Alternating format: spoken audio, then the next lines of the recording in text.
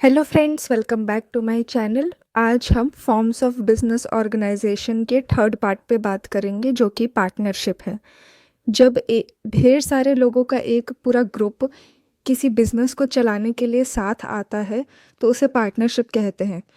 Indian partnership act 1932 defines partnership as the relation between persons who have agreed to share the profit of the business carried on by all और any one of them acting for all. इसका साफ सीधा मतलब ये है कि ढेर सारे लोग जो कि इकट्ठा आते हैं किसी बिजनेस को चलाने के लिए और उसका प्रॉफिट और लॉस दोनों वही बेयर करते हैं।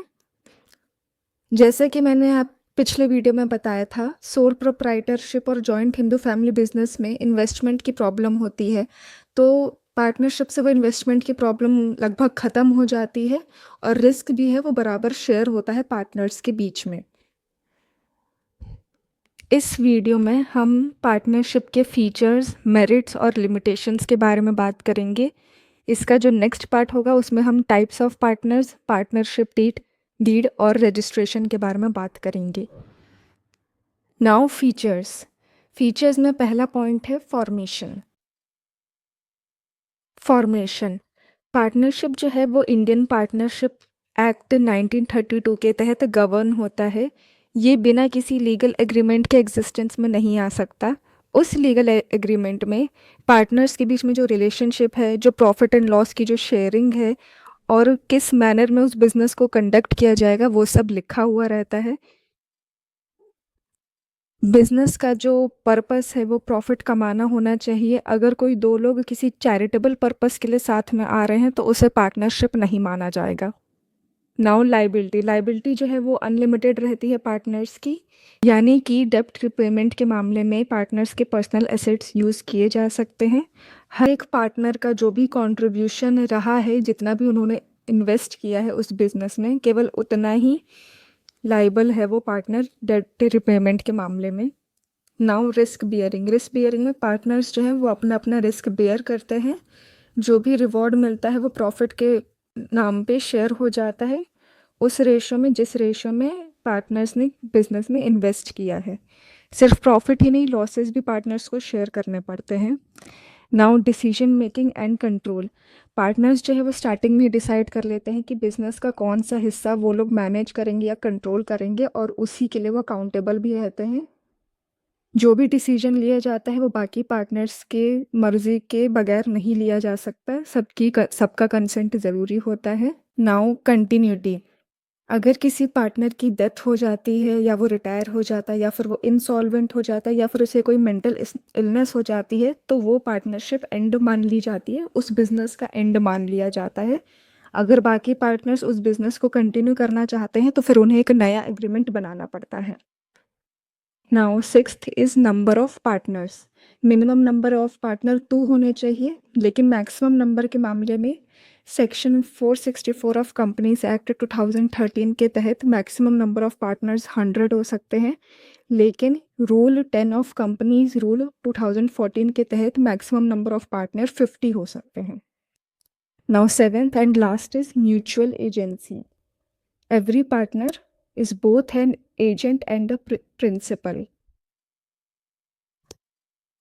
एज एन एजेंट, अगर कोई एक पार्टनर किसी भी तरीके का काम कर रहा है तो उसका असर बाकी के पार्टनर्स पे भी पड़ता है, और उसी तरीके से जो दूसरा पार्टनर है वो पहले वाले पार्टनर के किसी भी एक्ट से एक तरीके से लीगली बाइंड हो जाता है। अब हम मेरिट्स के बारे में बात करेंगे। First point is ease of formation and closure. जैसे कि मैंने पहले भी बताया था, एग्रीमेंट नीडेड होता है पार्टनरशिप में, रजिस्ट्रेशन कंपलसरी नहीं होता और क्लोजर भी काफ़ी इजी होता है। Second point is balanced decision making.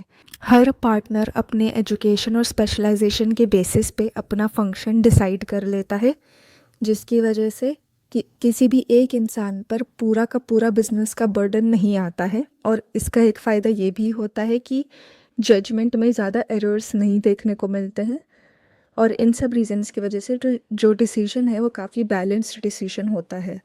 Third point is more funds. हर एक पार्टनर अपने साथ एक कैपिटल लेकर आता है, और जिसकी वजह से पार्टनरशिप में जो कैपिटल अमाउंट होता है वो बहुत ज़्यादा होता है as compare to sole proprietorship. Now fourth point is sharing of risk. जो भी रिस्क होता है वो पार्टनर्स को अपने अपने बीच में शेयर करना होता है, किसी भी एक इंसान के ऊपर बर्डन नहीं आता। Point is secrecy, not legally required to publish reports, जिसकी वजह से जो भी ऑपरेशंस हो रहे हैं उनकी सीक्रेसी मेंटेन रहती है, क्योंकि पार्टनर्स के लिए ज़रूरी नहीं होता कि वो हर चीज़ पब्लिक में बताएं। Now limitations. First point, unlimited liability. Unlimited partnership में लाइबिलिटी जो है वो अनलिमिटेड रहती है, लेकिन अगर किसी पार्टनर के पास पर्सनल वेल्थ बहुत ज़्यादा है तो ये उसके लिए एक ड्रॉबैक साबित हो सकता है, क्योंकि फिर डेब्ट रिपेमेंट के केस में सारा का सारा बर्डन उसके ऊपर आ सकता है, और इसका सारा का सारा बर्डन उसके ऊपर आ सकता है क्योंकि बाकी पार्टनर्स के पास उतनी वेल्थ नहीं है। लिमिटेड रिसोर्सेज, क्योंकि कितने नंबर ऑफ पार्टनर्स हो सकते हैं उस पर भी एक रिस्ट्रिक्शन लगा हुआ है, जिसकी वजह से हो सकता है कि कैपिटल जो है वो उतना ज़्यादा सफिशिएंट ना हो लार्ज स्केल बिजनेस ऑपरेशंस को करने के लिए, और ये भी हो सकता है कि एक्सपेंशन में प्रॉब्लम आए। Possibility of conflicts, differences in opinion, financial loss, partner might leave. अगर कोई भी डिसीजन लेने से पहले या किसी भी चीज़ का डिसीजन लेते वक्त अगर किसी भी तरीके का कॉन्फ्लिक्ट आया तो हो सकता है कि उसकी वजह से बहुत फाइनेंशियल लॉस हो, और पार्टनर ये भी हो सकता है कि नाराज़ होकर या गुस्से में बिजनेस ही छोड़ के चला जाए। लैक ऑफ कंटिन्यूटी, जैसे कि मैंने पहले भी बताया था, किसी भी पार्टनर की डेथ हो जाती है या वो इंसॉल्वेंट हो जाता है या फिर कुछ भी उसके साथ होता है तो फिर एक नया बिजनेस एग्रीमेंट चाहिए होता है उस बिज़नेस को चलाने के लिए, नया पार्टनरशिप एग्रीमेंट चाहिए होता है उस बिज़नेस को कंटिन्यू करने के लिए।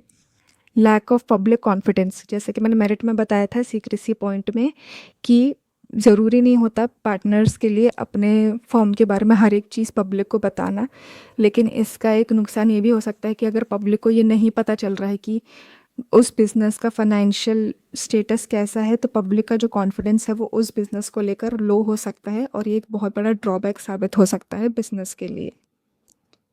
तो फ्रेंड्स, हमने इस वीडियो में मेरिट्स, लिमिटेशंस और फीचर्स के बारे में बात की। नेक्स्ट में हम पार्टनर्स, टाइप्स ऑफ पार्टनर्स और पार्टनरशिप डीड और रजिस्ट्रेशन के बारे में और टाइप्स ऑफ पार्टनरशिप्स के बारे में भी बात करेंगे। फ्रेंड्स, अगर आपने इस वीडियो से कुछ भी सीखा हो तो ज़रूर इसे लाइक कीजिएगा और शेयर भी कीजिएगा। Thanks for watching.